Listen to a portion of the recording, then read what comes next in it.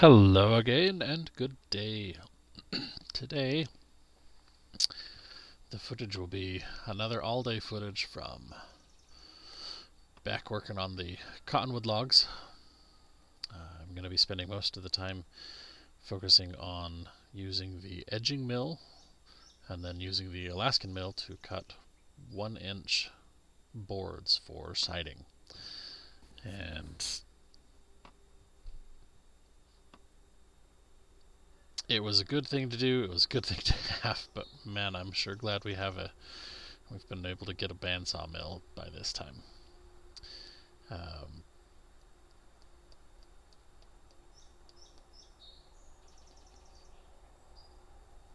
The nice part is that for the most of what I was doing, I was able to do this actually in the shade, so that was reasonably comfortable, seeing as how, August is the hottest month of the year, at least in the northern hemisphere it is. I don't know, if you're in the southern hemisphere, you're just, going into your winter season, or ending fall anyway. No, ending, I don't know, that's so weird to actually think about.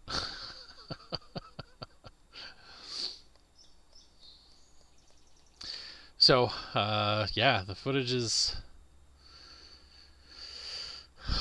pretty slow going. The edging mill is actually intended to, it comes with some pieces of little angle iron, and there's a little notch in the foot plate, I guess, of the mill, and it's designed to ride along that to help you give a straight cut, which does, admittedly work when you are starting with a round log for your first cut. You definitely need something. So I've actually got that mounted to a 2x6. But when I have the opportunity to start with the Alaskan mill, the edging actually goes much easier. So that's where drawing that line with the chalk and then redrawing it with a permanent marker comes in handy.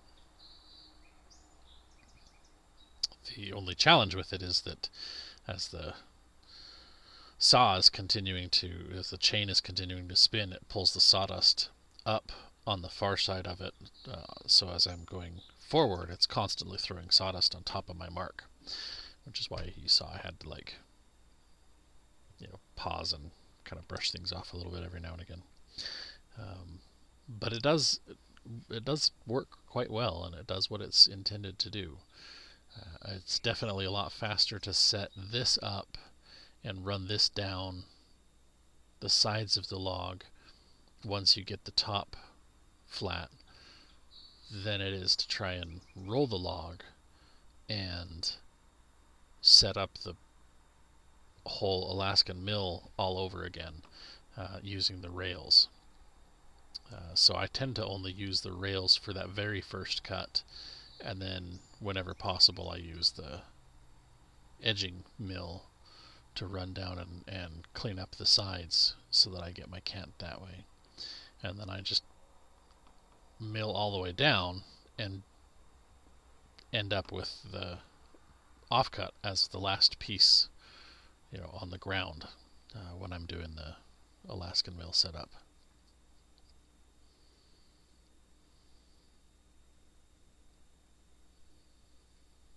And this particular saw is the Farm Boss MS271 from Still.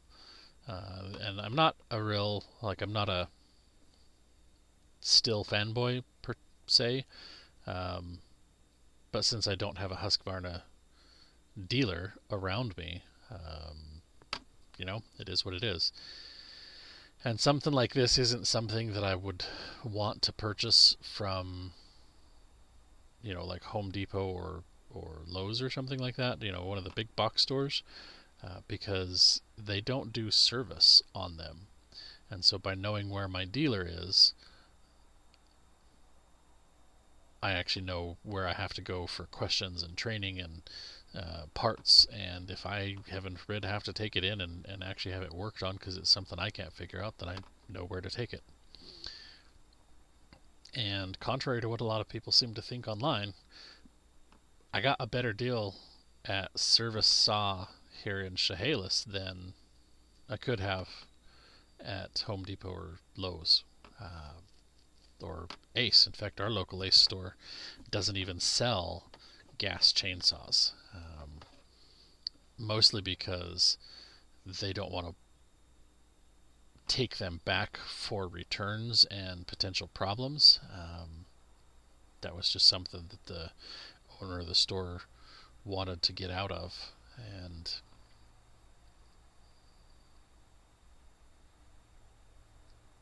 was just the smart move in his opinion. So they sell only the electric stuff, which with the way Washington laws go, that's not necessarily a bad thing, because there's going to come a time, probably in the not too distant future, when buying this kind of a saw here in Washington will probably be illegal unless you have some form of license or commercial business license kind of a thing, which is kind of crazy to think about, because I don't know, electric devices have come a long way and they're still making improvements, but in my opinion they still have a severely long way to go before they're actually functional. And I don't know, I'm on the fence personally about whether they're truly beneficial. I kind of feel like focusing on batteries with the chemical compositions that they are is not a healthy environmental choice. But I'm not one of those policymakers, so who knows? We'll see what the future brings.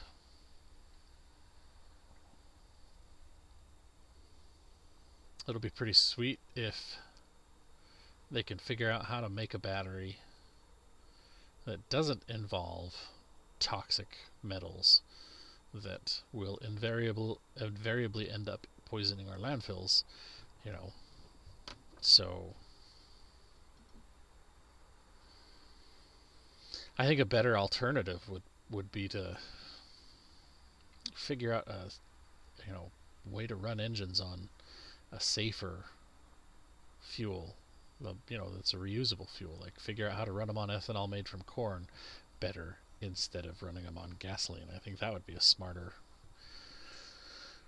direction to go than trying to push everybody to using electric vehicles and electric devices and batteries, and I don't know. But again, that's just me mumbling and ranting. So you can see this is actually going a lot faster. What I ended up doing was taking a slab and rotating it on its side and bracing that so that then I could run the Alaskan mill down for those 1-inch boards. And if I remember correctly, this was an 8-inch thick slab, so it creates 1x8s. Running the saw through the slab this way, it doesn't really struggle hardly at all, and in fact the winch is almost slowing me down. Not quite. It does definitely still make things easier because I'm not manhandling and just trying to force the saw through, but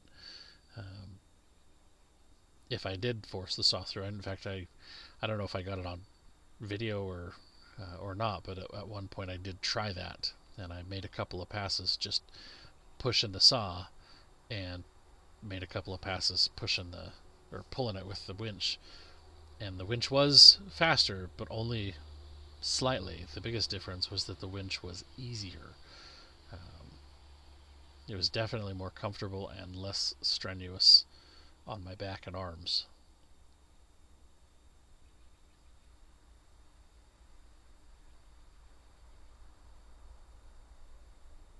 But you can see here, it goes so fast, it's almost difficult to position myself as I move along.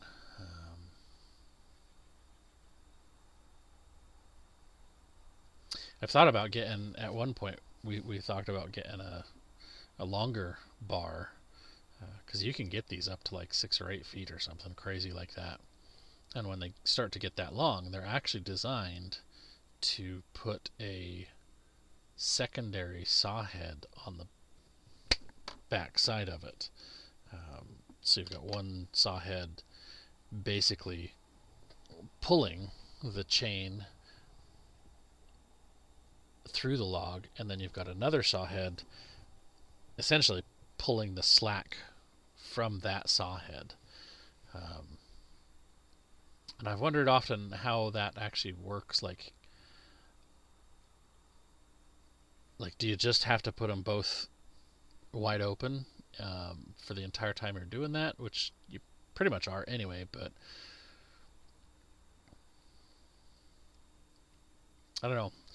The added cost of the extra saw head and the bar, and the rail that you'd have to make that functional. None of it just seemed all that beneficial, and since I haven't actually had any logs come my way that could even use that type of a saw head or setup, obviously we've never gone around and we've never gone that route.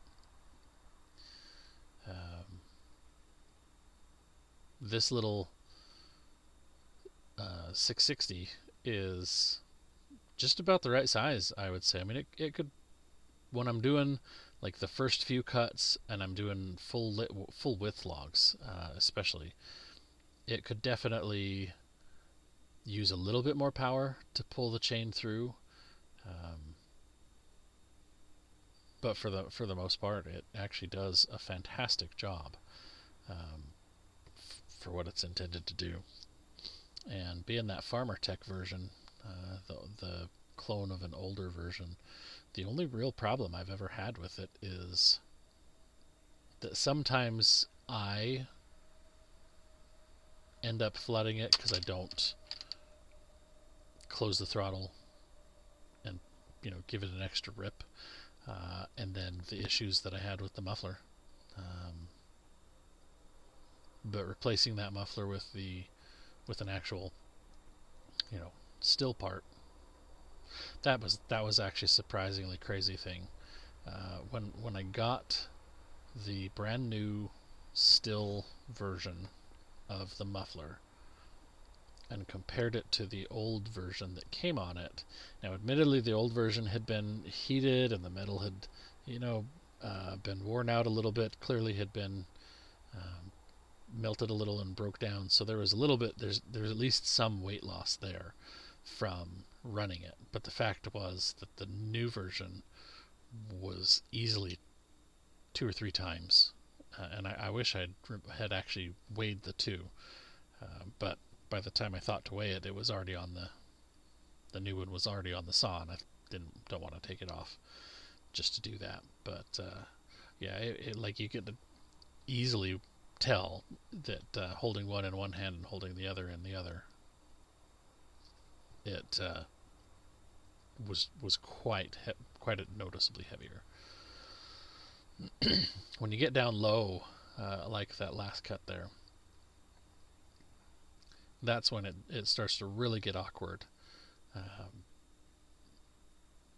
And I actually made 2 pairs each of 2 different sizes of sawhorses, specifically so that as I start to get lower, I could use the tractor to put them up, put the log up on the sawhorses, and then be working at a more comfortable height. But I have never actually used them for that purpose. So, in fact, one pair of the sawhorses has a truck toolbox on it basically as a cabinet, a little waterproof cabinet, and the other has kind of floated around and done multiple different things, and then one set of the little ones has actually been positioned as a workbench kind of in the spare room for quite a while, and will probably stay there. I mean, they're sawhorses. They're use them for all kinds of stuff. Um, that was something I should definitely have done much, much, much, much sooner. um, so if you ever get into anything like this, if you find you're working on the ground a lot, I highly recommend you build yourself a couple of sawhorses. They're kind of one of those things where after a while, was just like, how did I not do this sooner? Um, every now and again, I find something like that. The dump trailer was one of those things. The bandsaw mill was definitely one of those things. Sawhorses, framing like a air gun, a nail gun was one of those things. I spent years and years and years just using screws and hammer and nail, and we got a nail gun and an air compressor for one of our as part of our wedding gift stuff, because we had mentioned, instead of a registry, we just said, hey, tools and things and supplies to, build and remodel is what we really need. So we got quite a few gift cards for our wedding, and for anybody who was actually at the wedding and gave us a gift. I actually do have to apologize. We did not send out thank you cards, not intentionally. We kept meaning to do it and kept meaning to do it, and we would start doing it and start writing them out and get distracted, and one day they got put somewhere and forgot. So yeah, we were super grateful for all of the friends that showed up, family that showed up, gifts that were received. We just failed at sending those gift cards. So you'll notice that I'm, going backwards on this one, and that's because going downhill is definitely the easier way to do this. Don't fight gravity if you don't have to, because gravity pretty much always wins. It's just a never-ending thing, thankfully. One of those thankfully constant things in the universe. You'll also notice I'm not actually using the wedges on this, and the reason being is just that I learned pretty quick that the board, when you're doing a 1-inch by 8-inch board, it goes quickly enough and the board itself is light enough that the wedge is kind of a moot point and just wasted effort. So that was pretty quickly something that I ended up giving up on. The nice part is that once I got once I got to this point where I was starting to cut these 1x8s, they really do go quickly, and so compared to the first couple of days, the progress made at the end of the day here was so much better, so much faster. You'll notice that I do use a little impact driver for taking the screw out and moving it around. I'm not not sponsored by anybody, but you'll notice it is the the yellow and black company, and there is something that I have to say about that, because for about 2 months I could not find my impact driver. I could not figure out for the life of me where it is. We searched our tool shed, we searched the trucks, we searched the camper, we searched the entertaining pavilion. We literally searched everywhere that it could be on our property. And I was about to go buy a new one, and I was just so frustrated because they're not cheap. at the time I think it was like $180 to get a new one. Um, 250 if you got the combo set, which I guess I could always use another drill. But in fact, that the drill that came in that is a pretty sweet drill.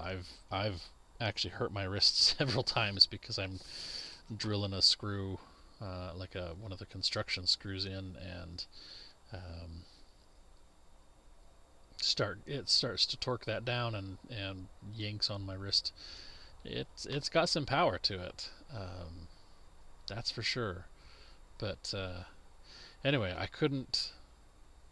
Now, see here, I was smarter and I went and got one of the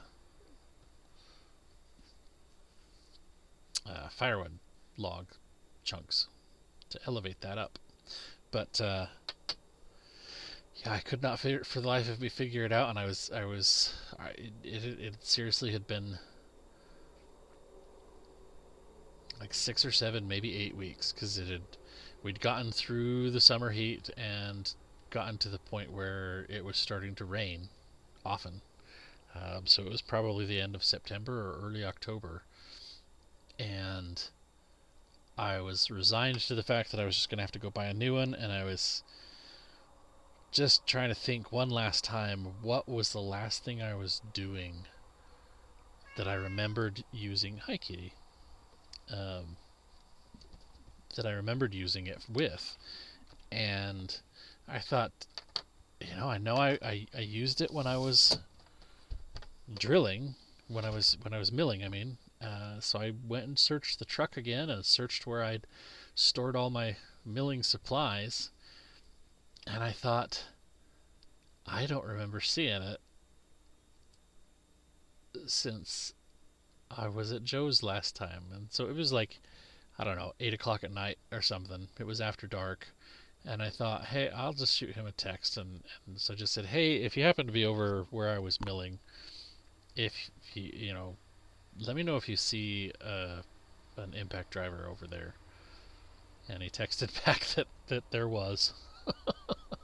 So apparently I set it down on the ground somewhere here when I finished up all of this stuff. And I put everything else away, and I don't know, I must have got talking to Joe, or Emily came by, or something, or I was just in a hurry to get back home. I don't know. But I left it there, and it got rained on who knows how many, dozens of times. And I brought it home, and I took the battery off, and I just let them sit on the counter for a while. I think I might have stuck them on top of the dehumidifier, if I remember, just to make sure that it was as moisture free as possible. And I charged the battery up, and it charged just fine. And I put a fresh battery on the impact driver and tried using it, and I was just using that just the other day. Same impact driver. I have dropped that 3 times while working on roofing. Once I was at a height of about 16 feet. Once I was at a height of 10 feet. Sorry. The kitty decided that she wanted to be on the other side of me and got 3 of her 4 legs caught on my microphone cable, on my headset cable. Silly kitty. Anyway, yeah, and 2 of the 3 times it landed on concrete, and 1 of the 3 it landed in the dirt. So this impact driver is kind of taking a bit of a beating, and it's still going strong. I haven't actually had a single problem with it. So it's definitely something that I would buy again.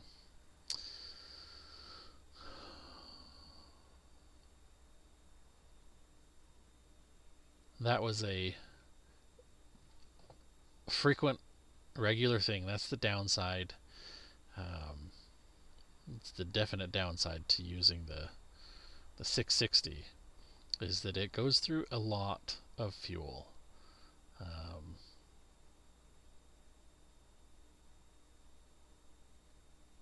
I probably, in retrospect, since I was working on all slabs like this at this point, I probably should have adjusted the mill and set it up on the 271 because it's half the engine size. Well, I guess it's 2/3 the engine size, but still, it would have used less fuel.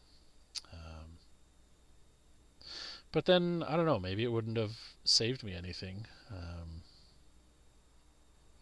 So it would have used less fuel, but then it would have taken longer to make each cut. So, I don't know. It is what it is. But that is definitely the single biggest reason. Like, I bet, if I remember correctly, I would go through 1.5 gallons of fuel each day that I did this.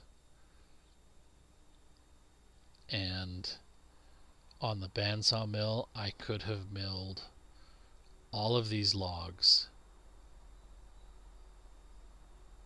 without even going through a single tank of gas. Like, it would have taken me about an hour and a half maybe to do all of these logs.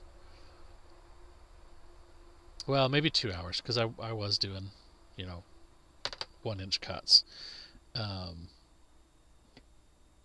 But I would have got more lumber out of it, and I would have got far less fuel usage. So this mill will potentially still get used. For instance, I have some logs out here. They are 16, they're intended to become 16-foot boards, and so they are actually about 17 feet long, and they're about 26 and 30 inches in diameter, and they are, they're big enough, heavy enough logs that Joe's old long tractor, which is a 60 horse tractor, and I think it's rated to lift like 2,500 or 3,000 pounds or something. It can lift far more than my little 3560 can. But yeah, it couldn't lift those at all. And with my tractor, we had to drag them off the back of the trailer and then roll them, and I could barely lift one side. So the Alaskan mill will definitely get used, and for things like that, it'll get used to basically make the first cut as deep as I can, which I can go as deep as a 14-inch slab. And then I would most likely roll it depending on the thickness of the log. So if a 14-inch cut can be made to go through the pith, through the center of the log, then I would take that, and then I would just take each half over to the mill one at a time and just work my way down.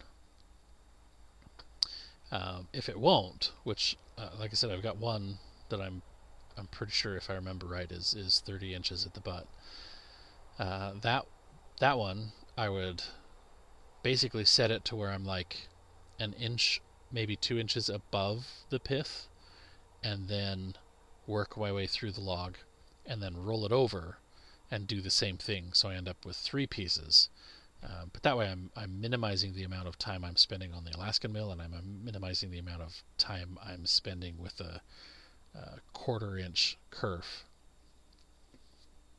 so that I can maximize the amount that I get out of it on the bandsaw. But then I have usable or movable sections of log that I can actually use. So here in the not too distant future, that will definitely be something that I end up needing to focus on. We've come to the conclusion that once I get the house site leveled, and I'll try and work on the barn site as much as I can. I know I have several stumps in that area that I'm not going to be able to move with this little backhoe. So I will get as much as I can cleared, and I might excuse me, I might end up just I don't know, maybe I'll build a burn pile around them. Um,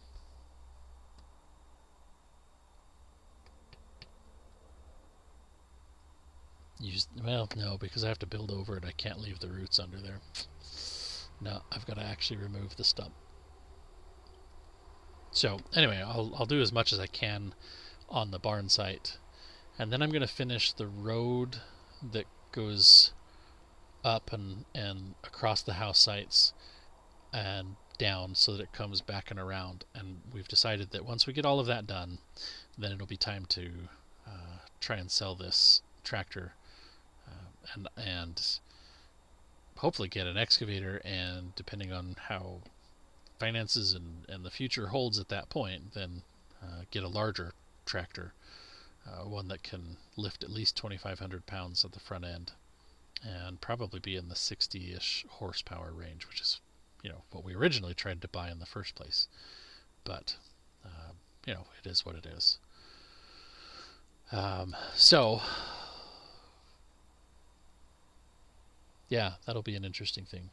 One of the other things that was interesting, as I was over the weekend, we got the last of the dirt work done for the leveling and grading of our entertaining area. We got the French drain in, and got all of that smoothed out, and checked it with the level to make sure, or the laser level, to make sure that it is a nice continuous grade where we want it to be, a nice slope. And then we on last Thursday, Emily, we were talking with the neighbors, had dinner over there, and Emily had mentioned that she wanted an outdoor yard game, and she said she wanted a tetherball pole. So we started talking about that, and I remember playing tetherball when I was a kid, over at my cousin's out in Vernal, and it was something that was enjoyable. And we have a yard game area that we've already started working on. We've got it mostly level and ready at this point, so having a tetherball pole there, the main purpose of the area was because we like playing bocce. And it was, so it's got some sloped edges all the way around it to make it so that it'll be a place where we can play that and not have to worry about the balls rolling off into the forest. But it was built about 30 feet wide and about 40 feet long, if you count some of the slopes. So what I ended up doing on Saturday was digging a hole and putting a pole in it.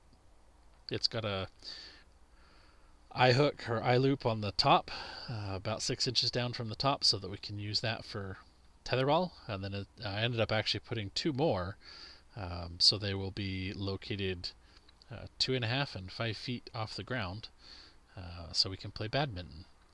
And then we've got a tree up there that we'll put a couple of eye hooks in, and use that to connect the other side of the net for badminton. And when we're not playing badminton, we'll undo the net. We can set that aside, and we can have the area for croquet, and we can have the area for all kinds of other yard games, dice, big giant yard dice, things like that.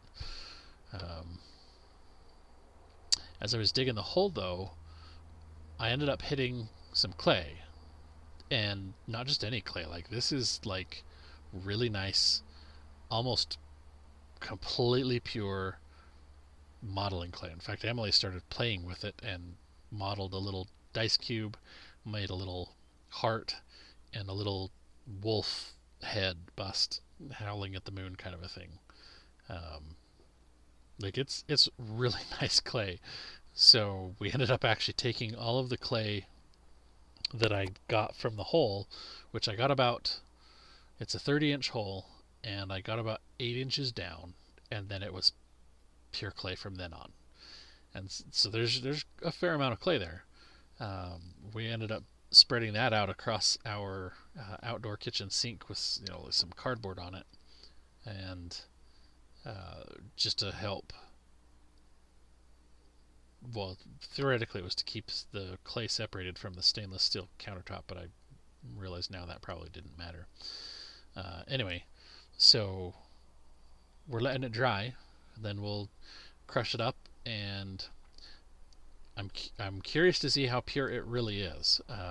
So we'll run it through the filtering process, mix it with some water and pour it through a screen and then through a fine cloth, and we'll see what we can get out of it. But I'm curious to try and play with that. We'll try making some rudimentary dishes, and I'm actually really eager to try making tile out of it. We've gone back and forth quite a few times about what kind of counter and floor surfaces we want. We've toyed with the idea of epoxy because that's like really customizable and you can make it look really awesome, but then it's essentially fake. It's not a natural thing. It's not an environmentally sound thing according to a lot of people. Depends on how you look at it, I guess. We've talked about concrete. We have talked about tile, but the tile gets pretty shot down pretty quickly because tile's expensive now. It is definitely not a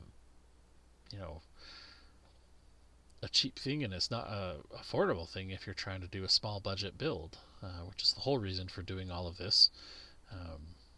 All of the work myself like this is because the cost of the lumber is almost eliminated when you include the mill. I don't remember if I ever mentioned that when we first started looking, we figured out that we could get a load of logs for about $250 at the time. That's gone up a lot since then.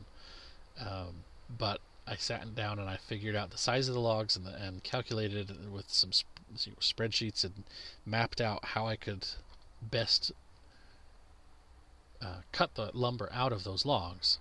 And if I got every scrap of lumber that I could, I did the math, and that $250 worth of logs was literally $2,700 worth of lumber for like 2x6s, 2x10s, 2x4s, some 1x4s, some 2x3s, things like that. Like eking the maximum amount that I could, and that's a huge. And I've learned since that I was actually conservative, because I was basing the numbers off the top end of log sections taken from a cedar tree, and the western red cedar, which is what I was going off of, generally has a pretty severe taper.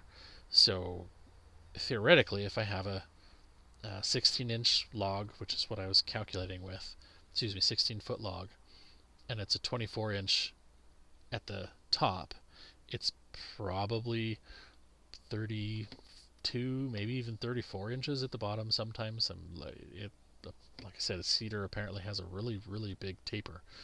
I've learned since that not all logs are like that. So like our ash logs on our property, they're almost straight up and down. Like they have very little taper from one end to the other over 16 feet.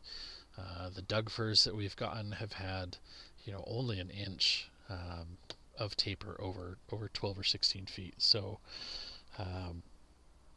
those numbers are actually really quite conservative.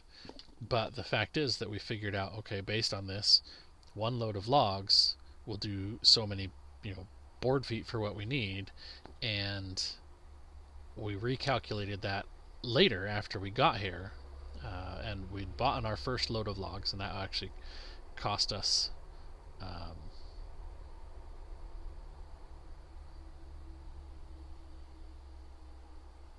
20 $750 was what that load cost.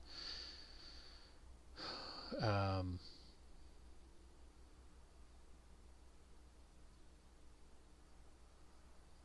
and that I figured out cutting out beams out of the center, which are a lot more expensive, was actually closer to $3,500. So, um, like it's crazy.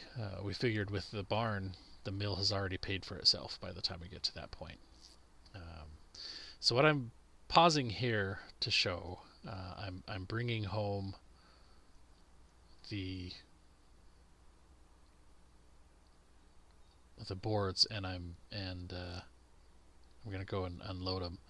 But I wanted to kind of show this was our little entertaining area, and the first thing you'll notice is that it's a little bit rednecky.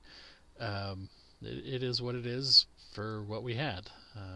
That's the challenge when you're trying to build everything from scratch. But the second thing is there's a lot of tarps. So these stargazing camping Viking chairs were actually one of the most useful things I'd done early on, and they've been used quite a few times. They're actually quite comfortable to relax on. This was where we ended up setting up kind of a little hosting area, and it was funny. This was in the middle of the lumber garbage, and I'd gone to purchase these 2x12s, and I had them in the back of the truck, and I don't remember where I was going to, a yard sale I think, to pick up some bumper floats that they happened to have there. And what the lady looked at I think there was 3 2x12s in the back of the truck, and she was like, "Wow, you must be rich." I was like, "What? What are you talking about?" You got 3 2x12s back there. That's like $3,000 of lumber. And I was like, "Oh, yeah, well, that was way more than I wanted to buy." And oddly enough, the larger sizes of lumber took longer before they actually spiked in price. So they were still not completely unreasonable, but I did pay about twice what I thought I should have. Anyway, they've come in pretty handy. But it's interesting to look back and see the changes that are there now, because for instance, this looking over this area, there's our water tanks. We've got our camper parked over here now. There's actually a little, what was supposed to be a duck pond. I mean, there was a lot of changes in this area. And we'll zoom back out here and kind of highlight why the tarps were there, and why building sheds was the first thing I had to do, was to just get roofs to protect from the rain. And the next big project for us is actually the barn. The house site we're working on developing, but that is largely a cost for my brother, because that's his deal that he's working on. We're just helping to enable that, and helping to make sure that he can get out here. So yeah, this was our front yard for a while, and you can see there's a little fire pit there. That was a regular way to get rid of some of the scraps and things that we accumulated from who knows what.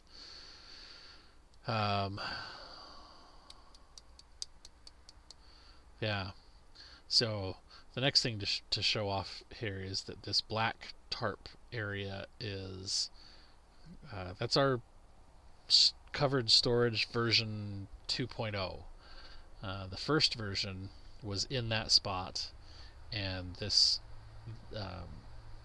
we used some tie downs to create a taut line between the trees and threw a like 20 by 30 tarp over that, tied it down in the corners, and stored a good chunk of what we came with us from Utah. The stuff that we came with us, or that came with us, man, wow.